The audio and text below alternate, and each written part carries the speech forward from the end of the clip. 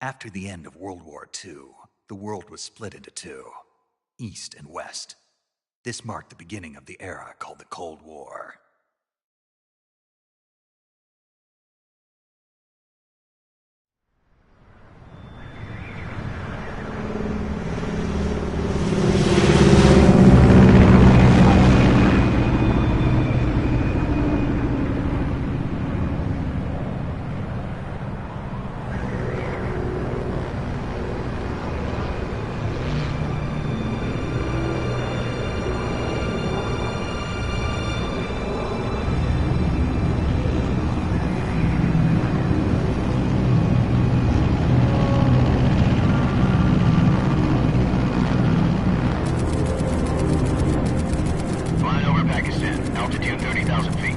Approaching Soviet airspace. 20 minutes to drop off. Commencing internal depressurization. Equipment check. Arm main parachute. Right. You ready to go? Drop zone still showing a high pressure mass. Cav okay. Good. We've got high visibility.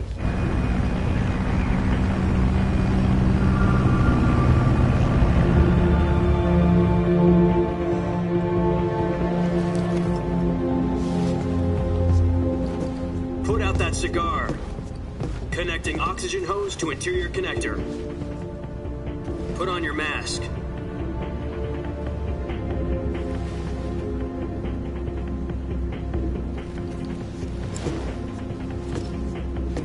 Does this panty waste know what he's doing? Approaching release point. 10 minutes to drop off. Hey, are you deaf? He said put out the cigar and put on your mask.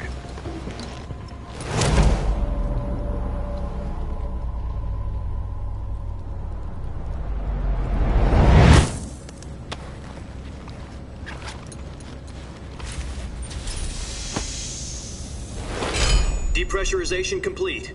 Checking oxygen supply. 6 minutes to drop off. Opening rear hatch.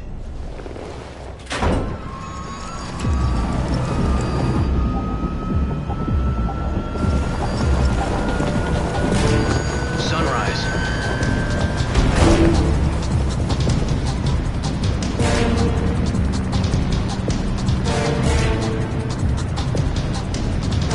External temperature minus 46 degrees Celsius.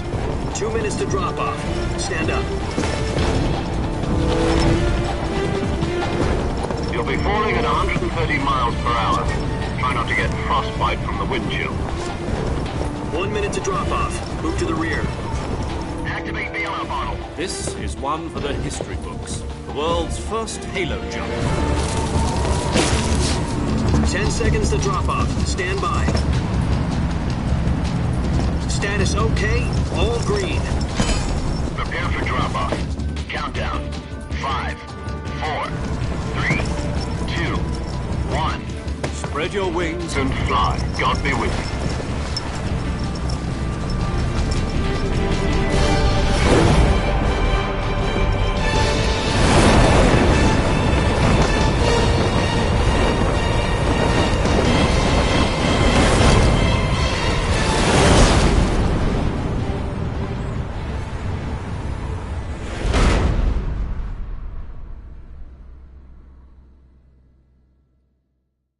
Jack, I've got some important news.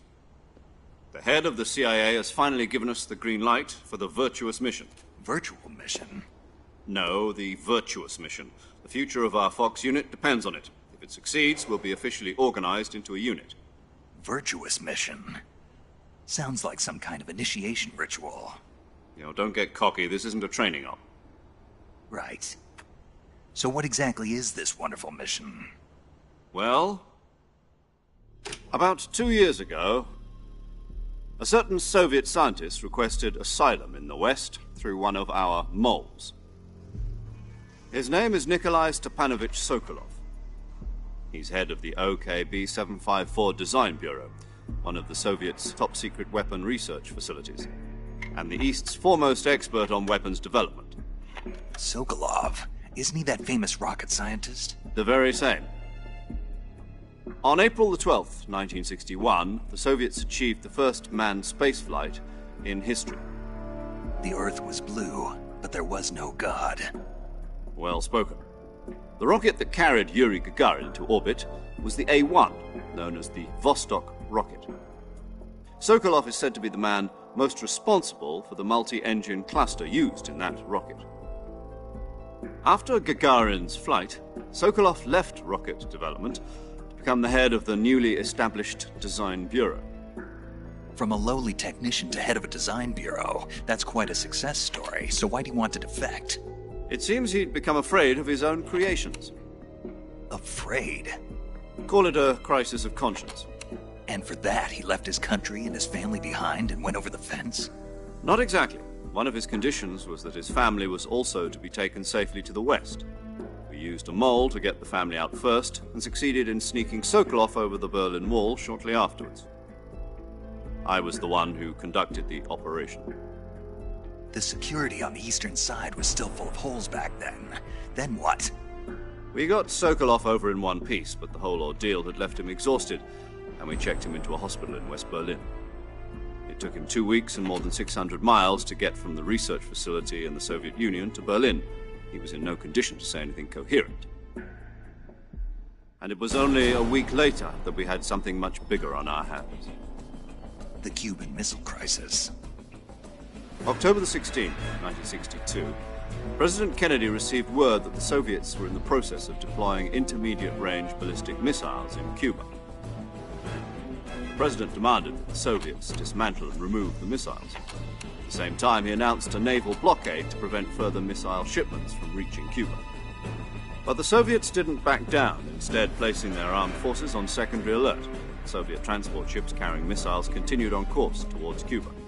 US and Soviet forces went on alert for an all-out nuclear war. Frantic negotiations were conducted through the UN's Emergency Security Council and unofficial channels to end the hair-trigger standoff. Finally, on October the 28th, the Soviet Union agreed to remove its missiles from Cuba, and so the world avoided a nuclear holocaust. But in order to get the Soviets to pull their missiles out, we had to make a deal. You mean the one where the US agreed to remove its IRBMs from Turkey? No. The Jupiter IRBMs deployed in Turkey were obsolete, and we were going to get rid of them anyway. They had no strategic value whatsoever to either the US or the Russians. The Turkey deal was a ruse, a cover story that was fed to the other intelligence agencies around the world. So what did the Russians really want? Sokolov. They wanted us to return Sokolov. You mean the Soviets pulled out of Cuba just to get their hands on Sokolov? That's right. What the hell was he working on? At the time, we had no idea. We were running out of time. It was either give up Sokolov or risk full-scale nuclear war. In the end, we had no choice. President Kennedy gave in to Khrushchev's demand. The next day, I got Sokolov out of the hospital, handing him over to agents on the eastern side. Sokolov kept on screaming, "Save me," until he disappeared from my sight. Then, a month ago, we received some new information from one of our moles. About Sokolov?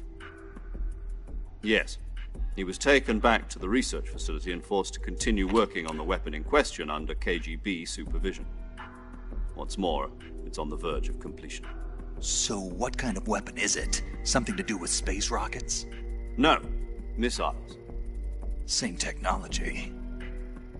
I guess you're right. We don't know the details, but it appears to be a new kind of nuclear device. For half a year now, the Soviets have been conducting frequent nuclear tests at Semipalatinsk. Something to do with the weapon, I assume. We're talking about a secret weapon so big that Khrushchev was ready to pull out of Cuba to get it back. Is Sokolov still in the facility? No. According to our intelligence, he's in Selinoyarsk, a place in the mountains about 3 miles to the west that's known as the Virgin Cliffs. The Virgin Cliffs. Nice name for a virtuous mission. They moved him there just recently. Why? Apparently, they're conducting a field test of the weapon, but it's our best chance to get him back. This mission would never have been possible if he was still in the research facility. This is our last chance. Sokolov must have known that too when he contacted us.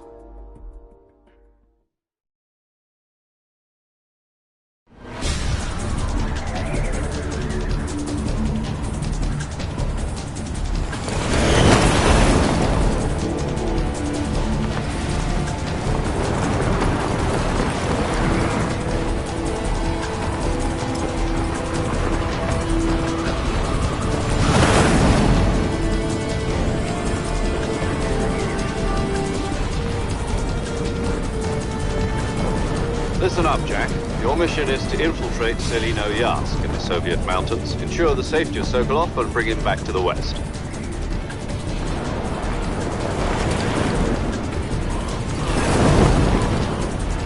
If we don't get Sokolov back before that weapon is complete, we'll be facing a major crisis. The clock is ticking.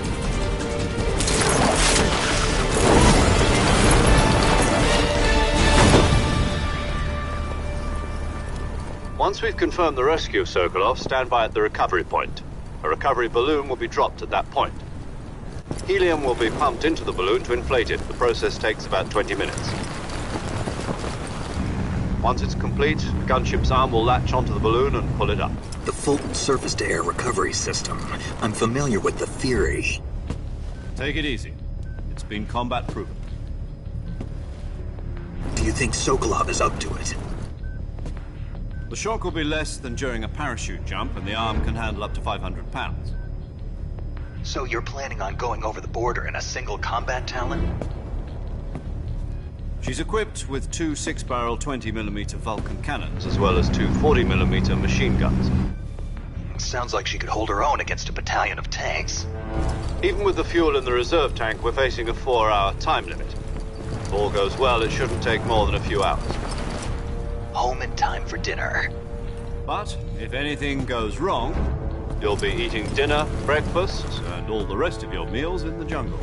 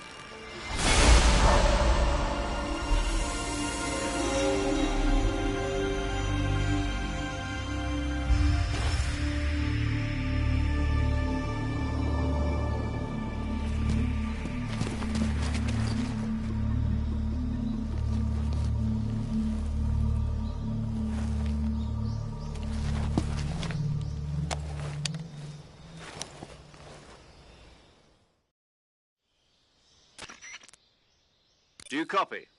You're already in enemy territory, and somebody might be listening in. From here on out, we'll be using code names to refer to each other. Your code name for this mission will be Naked Snake.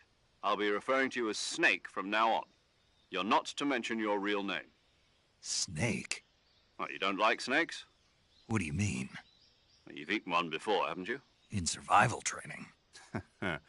I'm glad to hear that. I don't know if I'd ever order one in a restaurant, but... Be careful, you might not have a choice. What about you, Major? What should I call you? Let's see. I'll be Tom. Call me Major Tom. This will be a sneaking mission. You must not be seen by the enemy. You must leave no trace of your presence. Is that clear? This kind of infiltration is the Fox unit's speciality.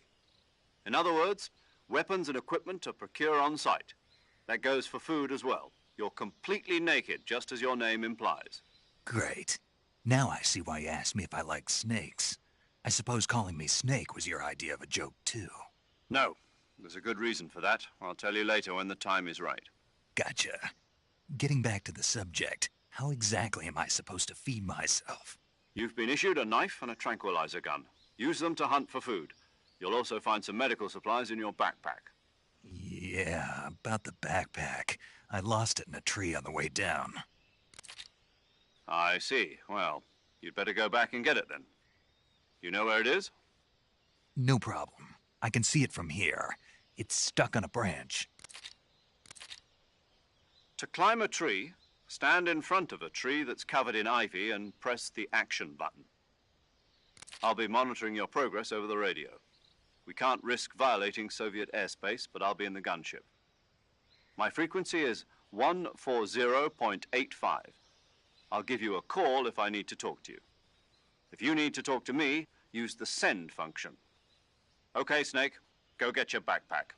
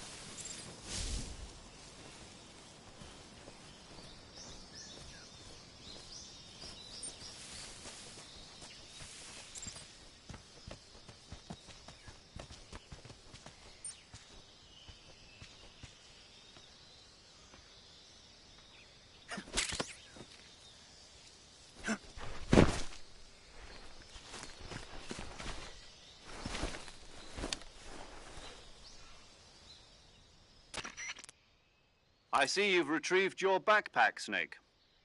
To equip a weapon, it's necessary to take it out of your backpack. In the survival viewer, choose Weapon from the backpack.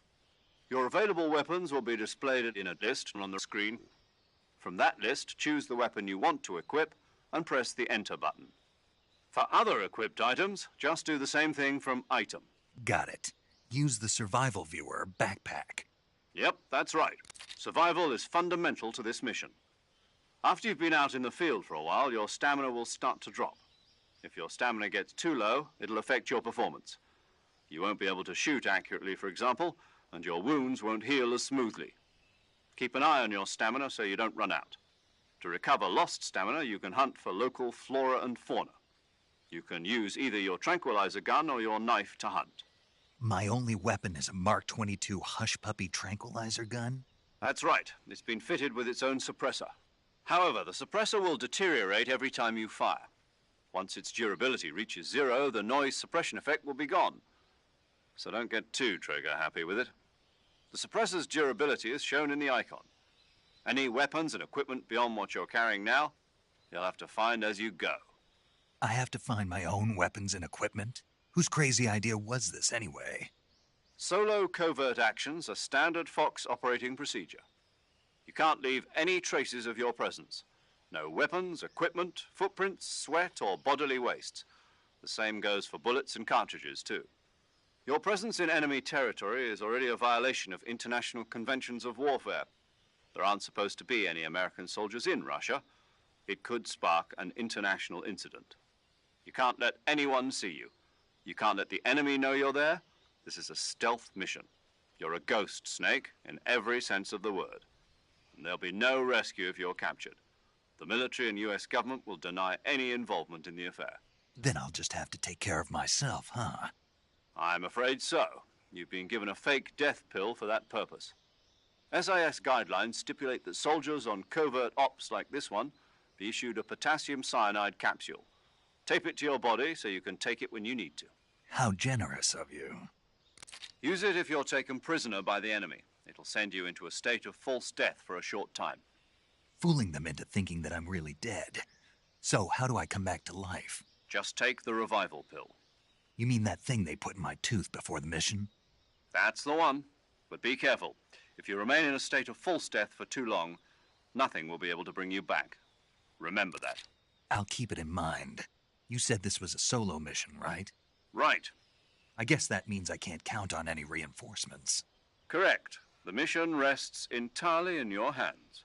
A real one-man army. Relax. There's a support team ready to back you up over the radio. Who? I'll introduce them to you. This time, survival is of utmost importance. The first member of the support team will be in charge of monitoring your physical condition, acting as a medic, so to speak, as well as recording your mission data. She's a member of Fox as well, and she's here on the gunship with me. She? Hello, Snake. I'm paramedic. Nice to meet you. Paramedic. As in a medic who comes in by parachute. Aren't you going to tell me your real name? Are you going to tell me yours, Mr. Snake? My name, huh? It's John Doe. And they call you Jack for short. You're a regular Captain Nemo. A name means nothing on the battlefield. After a week, no one has a name. What's your name? Jane Doe. Very funny. I wasn't joking, but I'll tell you my name only if you manage to make it back alive. My frequency is 145.73. She's also in charge of recording your mission data. Whenever you want to save, send a message over the reserved save frequency, 140.96. So saving lets me record my mission data. That's right. It also records the state of your health. Good to know. There's one more person I want to introduce you to, Snake. Huh? Speaking of snakes, you remember the boss, don't you? A legendary soldier and your mentor. Actually, it was the boss that got the DCI's authorization in the first place. She's going to be serving as Fox's mission advisor. The boss is? She also helped me plan this mission. She and I were at SAS together. Jack, is that you? How many years has it been? Boss? That's right. It's me. Oh. Talk to me. Let me hear your voice. It's been 5 years, 72 days, and 18 hours. You've lost weight. You can tell just by the sound of my voice. Of course I can. I know all about you. Really? Well, I don't know anything about you. What's that supposed to mean? Why'd you disappear on me all of a sudden? I was on a top-secret mission. You didn't need me anymore. But there were still so many things I wanted you to teach me. No, I taught you everything you needed to know about fighting techniques. I taught you all I could. The rest you needed to learn on your own. Techniques, sure. But what about how to think like a soldier? How to think like a soldier? I can't teach you that. A soldier needs to be strong in spirit, body, and technique.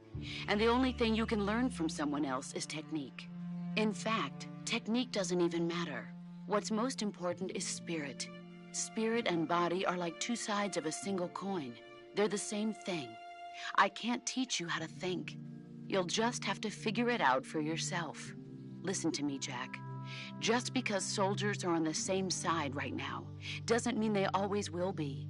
Having personal feelings about your comrades is one of the worst sins you can commit. Politics determine who you face on the battlefield. And politics are a living thing. They change along with the times. Yesterday's good might be tomorrow's evil. Is that why you abandoned me? No, it had nothing to do with you. I already told you, Jack. I was on a top-secret mission. A soldier has to follow whatever orders he's given. It's not his place to question why. But you're looking for a reason to fight. You're a natural-born fighter, but you're not quite a soldier. A soldier is a political tool, nothing more. That's doubly true if he's a career soldier. Right and wrong have no place in his mission. He has no enemies and no friends. Only the mission. You follow the orders you're given. That's what being a soldier is. I do whatever I have to get the job done. I don't think about politics. That's not the same thing. Sooner or later, your conscience is going to bother you. In the end, you have to choose whether you're going to live as a soldier or just another man with a gun. There's a saying in the Orient, loyalty to the end. Do you know what it means? Being patriotic. It means devoting yourself to your country. I follow the president and the top brass. I'm ready to die for them if necessary. The president and the top brass won't be there forever. Once their terms are up, others will take their place. I follow the will of the leader, no matter who's in charge. People aren't the ones who dictate the missions. Then who does? The times. People's values change over time, and so do the leaders of a country. So there's no such thing as an enemy in absolute terms. The enemies we fight are only enemies in relative terms, constantly changing with the times. As long as we have loyalty to the end, there's no point in believing in anything, even in those we love. And that's the way a soldier's supposed to think? The only thing we can believe in with absolute certainty is the mission, Jack. All right, but do me a favor. What is it? Call me Snake. Snake? Oh, right. Your codename is Snake. It suits you well. That's right. The legendary unit that the boss put together during World War II was a snake. The Cobra unit, a group of heroes that brought the war to an end and saved the world. As long as you've got a legendary hero backing you up, you'll be fine. Isn't that right, Snake? Yeah. I can't think of anyone else I'd rather have with me. Oh, and one more thing, boss. Yes? It's good to hear your voice again. Same here. After all, who knows if either of us will make it out alive? Snake, you are always best at urban warfare and infiltrating buildings. But this is the jungle. Survival is going to be key. Those CQC techniques I taught you are sure to come in handy. CQC? Close quarters combat, huh? I've been in the Green Berets for the past few years. I'm probably pretty rusty. Not to worry.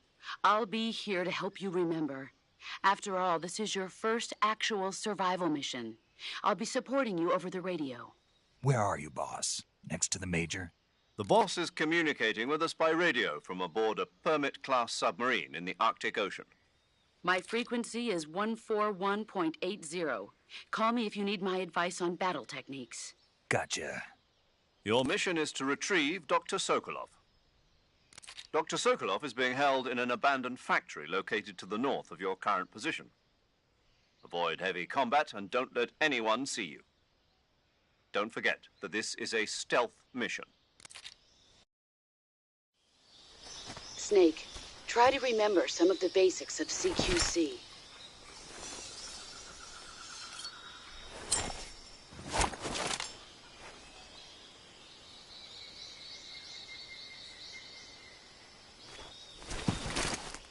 Commencing virtuous mission now.